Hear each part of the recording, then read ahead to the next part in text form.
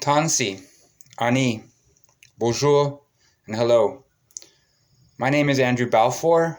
I am a composer, conductor, sound designer, choral singer, artist. I come from Winnipeg, Treaty 1 territory, but my blood is originally from Fisher River First Nation in southwestern Manitoba. I'm here to talk about the very powerful song by singer-songwriter Willie Dunn called I Pity the Country.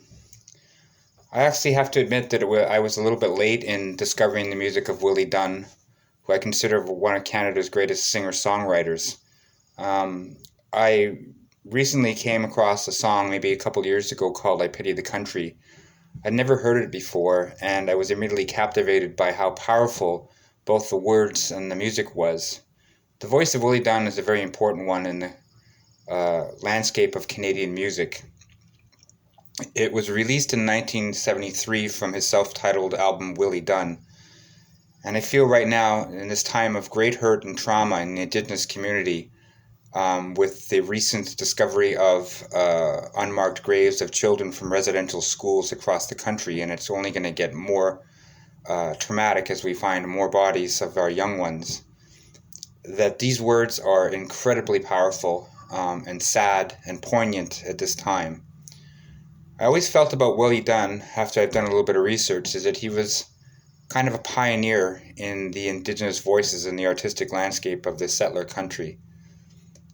Back in early 1970s, I feel that apart from Buffy Sainte-Marie, there wasn't really any voice in from the Indigenous perspective in the Canadian music landscape.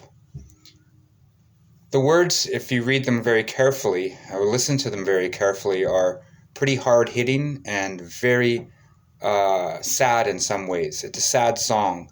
It's a very minimal piece in terms of musically speaking. It's just guitar and a little bit of harmonica, and of course Willie's incredible voice. I feel he was kind of like, it reminds me of sort of the fact that apart from the incredible poetry and the incredible lines of recognizing Canada being a racist country and how, disillusioned he was the fact that he was incredibly alone. That's what it sounds like to me in the 70s. Now we are fortunate enough that we have many voices in the mainstream sort of music scene in Canada. And for that, we owe a lot to Willie Dunn and Buffy Sainte-Marie. There's something sad, though, about this idea of the mournful voice of Willie's song and the lyrics. And I every time I listen to it, I get a little bit of pang in my heart and sadness.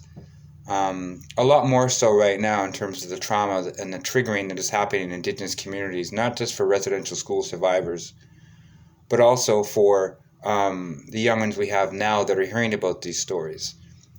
Our elders and community and residential school survivors have known about these unmarked graves for some time. And justifiably so.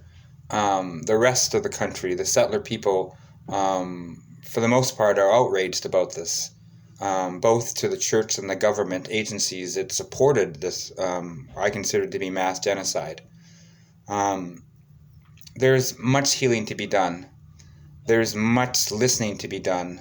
And I feel that apart from the commissions, the inquiries, the committees of sort of the government and the church set up, is that we need to go back to the healing. We need to go back to our elders, listening to the survivors of residential schools, listening to the children of the survivors of residential schools. This trauma is very deep, and it is extremely sad and traumatic for people to go through this this trauma. Like I said, the wounds have been reopened, and I can't help but feel that when I listen to Willie's song about the disillusionment of the country of Canada. Apart from, if I separate myself from the incredible sadness of the song, but also the incredible poetic makeup of the words and how well he gets right to the point. It's so simple in terms of musically speaking. Even the words are considered to be simple, I guess, but it's the power of that simplicity and getting right to the absolute core of this piece, and his feelings towards the country and the tragic misuse of Indigenous peoples and abuse, and the disillusionment is so powerful. I feel that Willie, again, was such a powerful pioneer and voice, and I feel that he is only just now being recognized. He passed away in 2013, but only now is he just being recognized as one of our greatest singer-songwriters, right up there with Joni Mitchell and Gordon Lightfoot, I feel. And I know now that many younger artists have started to cover the song, I Pity the Country. So with giving you that, my personal perspective of this piece, I welcome you to listen to this piece with sadness and sort of the respect that this voice had about the trauma and the relationship between the settler country of Canada and the Indigenous First Peoples of this land. Chimugwich for your time.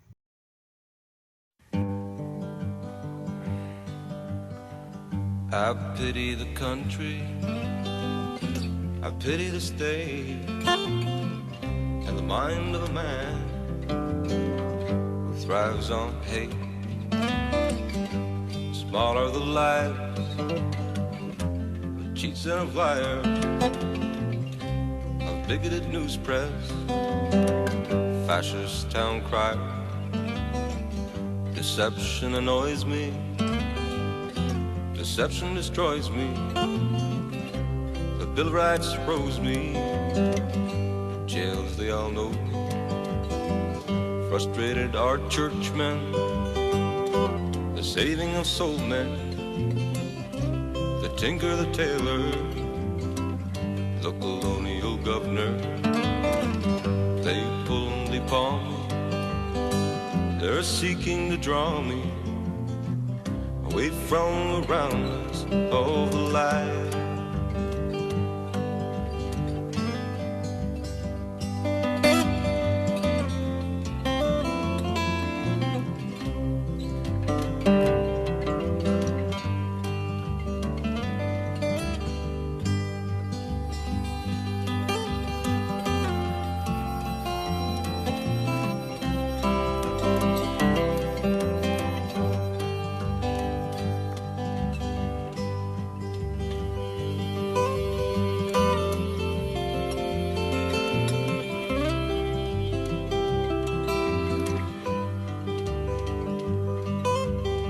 Silly civil servants, they thrive off my body. Their trip is with power, back begging and welfare. Police, they arrest me, materialists to test me, pollution that chokes me, movies that joke me, politicians exploit me, city life that jades me, Hudson Bay fleece me, hunting laws freak me. Government is bumbling, revolution's rumbling. To be ruled in impunity is tradition and continuity. I pity the country, I pity the state, and the mind of a man who thrives on hate.